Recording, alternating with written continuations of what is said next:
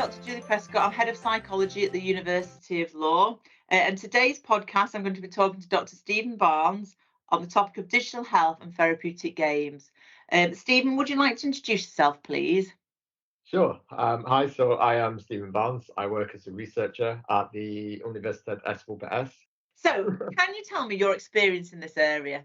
Sure. So as I was growing up, my dad was an electrician and really interested in computers and had taught himself how to build computers. So as a kid, I got surrounded by lots and lots of technology. I studied psychology at university and was interested in a few areas of psychology from my studies, none of them really fully my thing at that point, but I was really interested in mental health, interventions for mental health, so mental health treatment, access for mental health care and the inequalities in access to healthcare, and also a little bit in cognitive psychology and social psychology.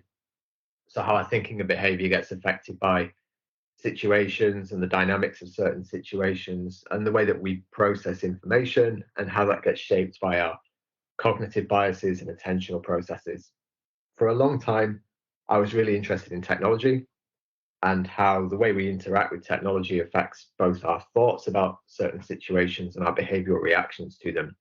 And that's really what drew me originally to the broader field of cyber psychology, was combining these two interests of technology and psychology. I'm also Okay. a gamer myself and have been since childhood. So that was always an area of personal interest. And then actually, Julie, it was you who introduced me to this idea of combining psychology, technology, and games and using digital games for educational or therapeutic purposes. And I've been doing that for about 7 years or so now. Why do you think games are important as a learning tool and for therapeutic Yeah, intervention? so I've been really lucky to be involved in a number of projects now for digital healthcare and digital education. So we worked on a project creating and evaluating a mobile therapeutic game for adolescent anxiety disorders. I've also been involved in developing a prototype game to assist with adult well-being, which was developed with a charity during the pandemic. It's currently being evaluated by a great young student psychologist called Jacob Gavin as part of his dissertation work. I'm currently working with colleagues at the University of Bolton and a couple of great student researchers, so Jacob and Michelle Granda Salazar, on a gamified educational tool designed to help trainee counsellors with learning and practicing their risk assessment skills, which we're evaluating right now. And at my current university, we're just in the early stages of designing and developing a mobile application, which is aimed mainly at reducing maladaptive rumination based on rumination focused CBT. So I've been really fortunate to work with some really great people and have the chance to work on a number of really cool, interesting digital health projects. A big thanks to you for that, for introducing me to it, and a big thanks probably to as well to Andrew Williams, who was always willing to listen to the latest big idea at the Centre for Games Design and being willing to take on the task of making these things a reality. Well, it seems like you have got a lot of experience around this area, and it's good that you've been able to kind of carry that forward after your PhD and keep that kind of interest going. So, why are games important as a learning tool, do you think, and for therapeutic intervention? Sure, so this might be quite a long answer. Is that okay? That's fine. So there's a couple of important aspects really as to why games are this really valuable tool for learning, or why they might potentially be really good as a means for delivering treatments, therapeutic content. So I guess firstly, the first question to ask is probably why games? What makes games special, and why are games a medium that as psychologists we might turn to as opposed to, say, delivering something on a website or using VR or something like this? Firstly, games are fun. So video games can be really entertaining. They're really rewarding for us to play. There's some good theoretical explanations too as to why games are really engaging. And the major one I keep coming back to is Ryan and Decci's self-determination theory. Not really a cyber psychology theory, but very applicable to games, and a good explanation for how games motivate us. So it argues that our motivation is essentially derived from three things. So competency. Games are really good at making us feel competent and skilled by rewarding us for completing tasks, or by collecting experience points, progressing through levels, unlocking items, etc. Really good at making us feel competent and like we're learning. Next is autonomy. So the freedom to do things as we like, even in games with really clear structures and narrative storylines, you can do this by giving people the freedom to go off and do their own thing for a while, or complete the task or in an order that they desire, maybe. And the last one is relatedness. So making people feel connected to an environment. Games do this by using characters that we can like or dislike, or form connections or relationships with. And we can do this with real people in massively multiplayer online games as well. So all of these things are things that games utilize to make us want to go back and use games again and again and again, because they're fulfilling. They tap into something that's really motivating. That really is why games are so important in this kind of area, because that repetition is a really important component of consolidating learning. It's a really important part of the therapeutic process too, making sure that people do engage, and that also, equally importantly, they practice what they've learned during therapy later to prevent relapse. So that would be my first kind of thing. The next two, I promise I'll be a bit quicker. Yeah, no, that's fine. And that's really interesting. So second is that games are really accessible. So there's a readiness of access now to the internet, and our access to technology is it's expanded to this point where for a lot of people, maybe not all, but for a lot of people, they've got access to a device capable of connecting to the internet and running even rudimentary applications and games. So there's a platform for delivery there as well that makes games really accessible. Also, technology is really impersonal sometimes, or can be made to be really anonymous and really impersonal. So any content we deliver via games, say via smartphones or gaming devices, means we can try and sidestep some of the barriers that people might face when they're seeking out or they're trying to engage in psychological therapies.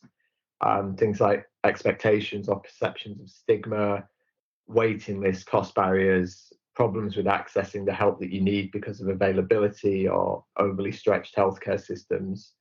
So games are this really accessible tool for helping people overcome some of those barriers. Thirdly, and I guess most importantly, if you want to use games as a tool for learning and for therapeutic purposes, is that they actually work. And there's a really good body of evidence now that shows that games work in a number of areas of application. So improving our visual spatial skills, improving our navigational skills, can help with developing social skills. But in terms of more clinical applications, if we're going to talk about games for mental health in therapeutic intervention as well. So I'm thinking here of examples of work that maybe Julie we've done on the game for anxiety. And there's a wealth of data now on games like Mindlight for anxiety from the Netherlands, or Sparks from the University of Auckland in New Zealand. The work that was done in Barcelona in Spain for games as a complementary tool for CBT and bulimia nervosa. It's real growing body of evidence to show that games can be effective, even when you compare them to some of the gold standard in vivo treatments like CBT. Mm-hmm. No, it's really interesting because, well, the reason, as you probably already know, the reason I got interested in this kind of area of digital technologies to support mental health was because often everything's viewed as negative. So games are often viewed as negative and contributing to people's mental health, negative mental health and well-being. But it's interesting that we can kind of flip that around and use these tools to support people, can't we? Yeah, I think it's a really interesting point, because obviously there's a lot of research into things like gaming addiction, which has now found its way to the DSM-5. And that's not to say that gaming addiction and addictive issues around gaming and technology are not a problem, because clearly they are.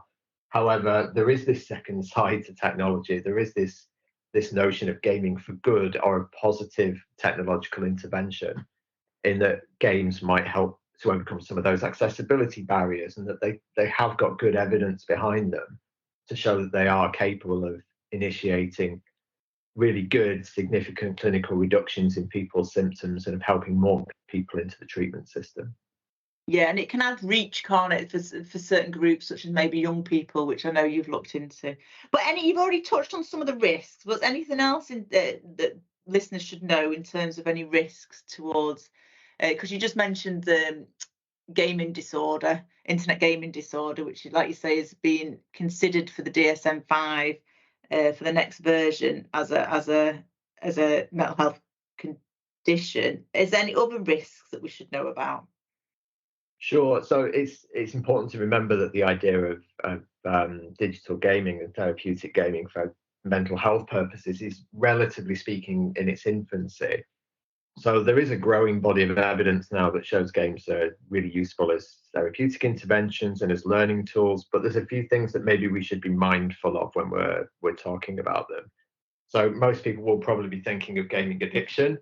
That's the first thing I put down in my notes when I was thinking about this. But I'm thinking more about some of the specific issues associated with the use of therapeutic games. And one of the things we've discussed and published a paper on recently is that at the moment it can be quite difficult for people who might be users or potential users of games for health to know that the thing they're downloading from their app store or the game that they're playing online is actually a fully scientifically tested, empirically validated product, which has gone through rigorous evaluation, proven its efficacy, that it has no adverse side effects, and that it handles any client data that it's collecting and storing appropriately. And largely, I think because the field of games for health and training has grown at such a rapid pace over a relatively short period of time, and in the absence of any regulatory body or legal framework which defines and codifies what a therapeutic or educational game should be, the issue is how we can be very explicit to the public and say this is a game which has health or educational benefits, is secure in the way that it manages your personal data, and equally importantly, that users can discern games that don't maybe have this evidence and support or the appropriate data security measures. The market is somewhat saturated right now, and it can be, I think, challenging for people to discern good evidence-based and valuable interventions from games that may be relaxing to play but don't have those same longer-term health benefits. Yeah, so what would you recommend to people wanting to find a good game for their mental health support? So it's a difficult question to answer. I think we maybe need to be mindful that access to technology doesn't necessarily equate to digital literacy as well. So we need to make sure whatever we're recommending is something that people are comfortable using for health related purposes and something that they understand how to use, maybe if they're not typically interested in video games as well. And that can be the same for healthcare practitioners. My first answer would always be to look for the evidence. So look for the randomized controlled trials, look at whether the use of a game is supported or not by research.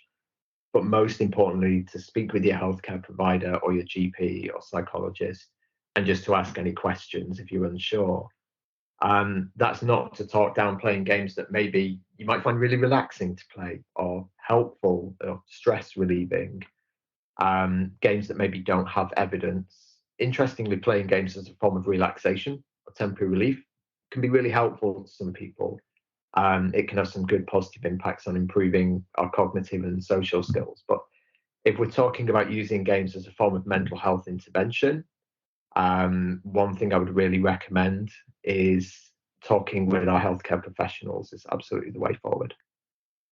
Yeah, I suppose that's signposting. So if healthcare professionals themselves know are well trusted, because when you're talking about the evidence base, again, it's around literacy and being able to find that evidence based, isn't it? So, if you signpost to a good game, that's always a good starting point. But like you say, you might find a game out there that does lack the evidence and hasn't been evaluated, but it also does help you in some way, which is positive. So yeah, but it is difficult with everything in terms of technology now because there is the place is saturated and it's difficult to know what's good and what's not sometimes, isn't it? So that signposting is important. Okay, so that's all my questions. I only had a couple of questions. So is there anything else that you want to mention about digital health and therapeutic games that we haven't kind of touched upon yet? Yeah, I think it's a really interesting medium because certainly from the research that we've done, even people who might not be gamers typically and might not be interested in video games, from our research, they tend to enjoy playing the therapeutic or educational games. It might take a little bit more time to get into and to familiarize yourself with, but it can always be an interesting experience. That said, if it's not for you, there are plenty other alternatives available. But I think in general, in terms of how therapeutic games might be able to support people, we've got a really interesting medium here that could be very accessible, could be a lot of fun, even maybe, even when we're discussing sometimes some very serious, important content. There are a few major areas of consideration, largely for us as academics and researchers and for healthcare providers as well. But if you are interested in digital games, there's a large number of them out there. Definitely recommend speaking with healthcare professionals as well, rather than just gravitating towards the game as the only route of treatment. But they can be a really good window into what psychological treatment might involve, and can help to dispel maybe a few myths and concerns. Yeah, and like you say, if you are a gamer and you're quite used to these things, then it's worth giving things a try, isn't it? And seeing what games Sure. are out there and what games suit you, because it's like everything. Some games you find easier, and because you did some with your PhD, you got young people to test some games, play with some games, and see what they liked and didn't like. So it's all about that. It's about preference as well, isn't it? And what people want to engage with and what they find easy and comfortable with. Sure, I think that's a really important point as well. Is that, for us, and this is more something for us to consider, is how we involve potential users of therapeutic games in their design and in their development, to make sure that what ends up in an app store or online or available by your GP maybe in the future is something that people are going to gravitate towards and find really interesting. Yeah, no, that is a good point, because for developers, they want, obviously they want people to use the product, so they need that user input, like you say, and know what people like and don't like with these what used to be termed serious games, but I think people have moved away from that, haven't they, now? So they're not serious games anymore. They're kind of therapeutic games and health related games. No, that was really interesting, and hopefully the listeners found that really useful as a bit of an insight into the games, the games for therapeutic intervention. Anything else, Steve, before we wrap it up? No, just thank you for having me on. No problem. No, it is really interesting. It's a really interesting area, and it's a developing area, isn't it? Things are going to change. Like you mentioned, VR. There's AI. I'm doing some research around AI. The technology is always advancing, so we as professionals need to also keep up to speed and understand what technology can and cannot do, and think of creative ways of getting involved with helping to design technology in a way that it can support people's mental health and well-being, and do some good, basically, can't it? So thank you very much. Thank you.